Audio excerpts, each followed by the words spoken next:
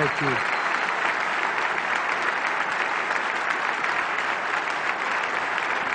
Thank you very much. Thank you.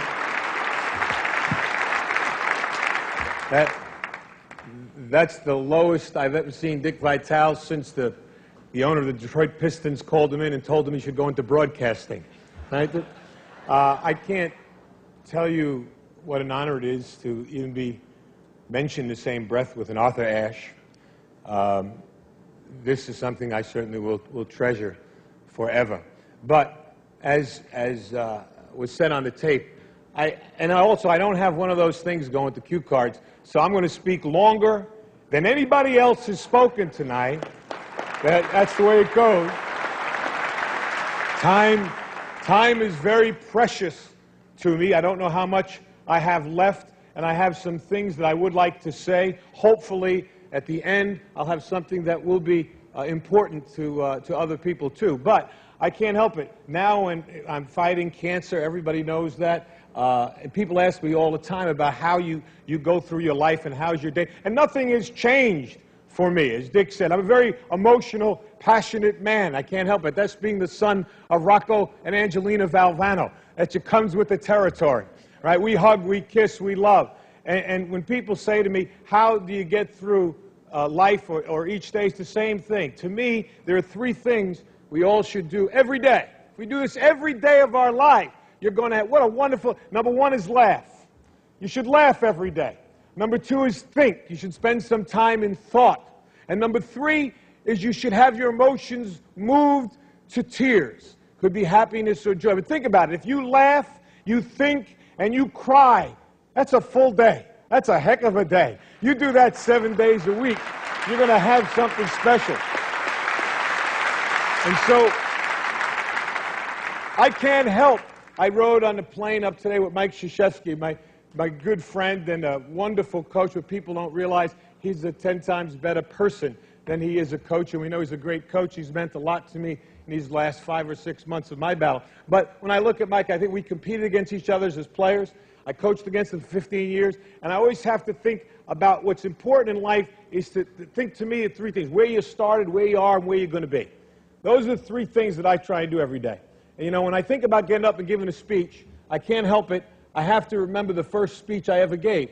I was coaching at Rutgers University. That was my first job. Oh, that's wonderful. And I was the freshman coach. That's when freshmen played on freshman teams. And I was so fired up about my first job. I see Coach Holtz here. What was it like the first job you had, right? The very first time you stood in the locker room to give a pep talk. That's a special place, the locker room, for a coach to give a talk. So my idol as a coach was Vince Lombardi. And I read this book called Commitment to Excellence by Vince Lombardi. And in the book, Lombardi talked about the first time he spoke before his Green Bay Packer team in the locker room. They were perennial losers. And I'm reading this, and Lombardi said he was thinking, should it be a long talk, a short talk? But he wanted to be emotional. He said, be brief. And this is what he did. Normally you get in the locker room, I don't know, 25 minutes, a half hour before the team takes the field.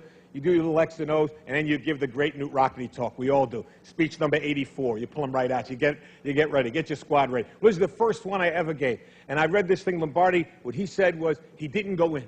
He waited. His team was wondering, where is he? Where is this great coach? He's not there. 10 minutes. He's still not there. 3 minutes before they have to take the field, Lombardi comes in, bangs the door open, and I think you all remember what great presence he had. Right? Great presence. And he walked in, and he just walked back and forth like this, just staring at the players. And he said, all eyes on me. And I'm reading this in this book. And I'm getting a picture of this Lombardi before his first game. And he said, gentlemen, we will be successful this year. You can focus on three things and three things only: your family, your religion, and the Green Bay Packers. And he like that. And the rest of it, they knocked the walls down. The rest was history. I said, that's beautiful. I'm going to do that. Your family, your religion, and Rutgers basketball. That's it. I had it. Listen, I'm 21 years old. The kids I'm coaching are 19. All right? And I'm going to be the greatest coach in the world, the next Lombardi. And I'm ready. And I'm practicing out right beside the locker room. The manager's telling me, you got to go in. Not yet, not yet. Family, religion, Rutgers basketball. All eyes on me. I got it. And now finally he said, 3 minutes. I said, fine. True story. I go to knock the doors open, just like Lombardi. Boom! It didn't open.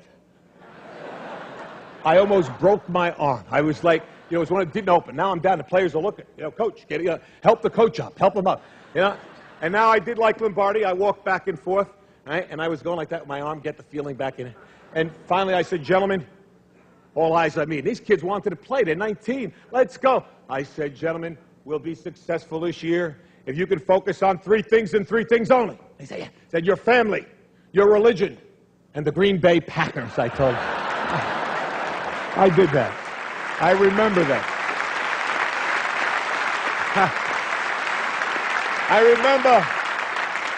I remember where I came from. It's so important to know where you are. And I know where I am right now. How do you go from where you are to where you want to be? And I think you have to have an enthusiasm for life. You have to have a dream, a goal, and you have to be willing to work for it. I talked about my family. My family is so important. People think I have courage. The courage of my family is my wife, Pam, my 3 daughters here, Nicole, Jamie, Leanne, my mom, who is right here, too.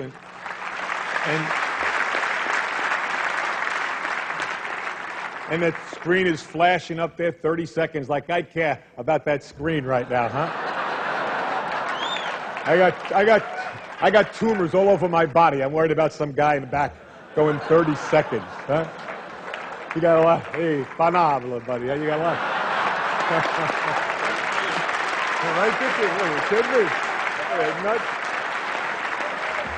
Right, I just got one last thing. I urge all of you, to enjoy your life, the precious moments you have, to spend each day with some laughter and some thought, to get your emotions going, to be enthusiastic every day. And Ralph Waldo Emerson said, nothing great can be accomplished without enthusiasm, to keep your dreams alive in spite of problems, whatever you have, to be able to work hard for your dreams to come true, become a reality. Now I look at where I am now, and I know what I want to do. What I would like to be able to do is to spend whatever time I have left and to give and maybe some hope to others. All right? Arthur Ashe Foundation is a wonderful thing. And AIDS, the amount of money pouring in for AIDS is not enough, but it is significant.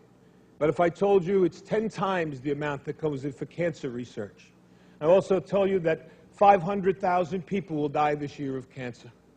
And I also tell you that 1 in every 4 will be afflicted with this disease.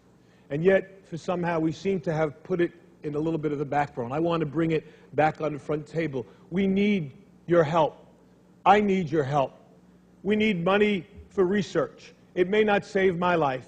It may save my children's lives. It may save someone you love. And it's very important. And ESPN has been so kind to support me in this endeavor and allow me to announce tonight that with ESPN's support, which means what? Their money and their dollars, that they're helping me, we are starting the Jimmy V Foundation for Cancer Research.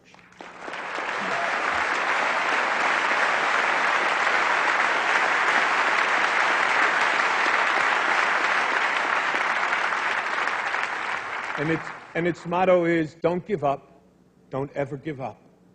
And that's what I'm going to try to do. Every minute that I have left, I will thank God for the day and the moment I have. And if you see me, smile and maybe give me a hug, because that's important to me too.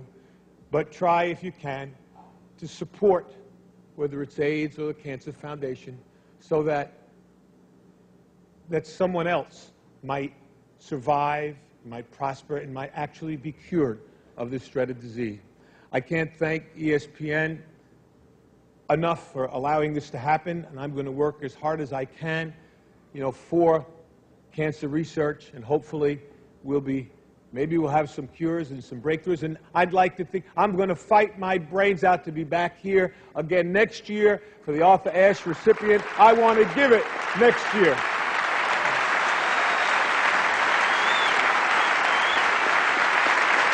I know I've got to go. I've got to go, and I've got one last thing. I've said it before, and I'm going to say it again. Cancer can take away all my physical abilities. It cannot touch my mind, it cannot touch my heart, and it cannot touch my soul. And those 3 things are going to carry on forever. I thank you, and God bless you all.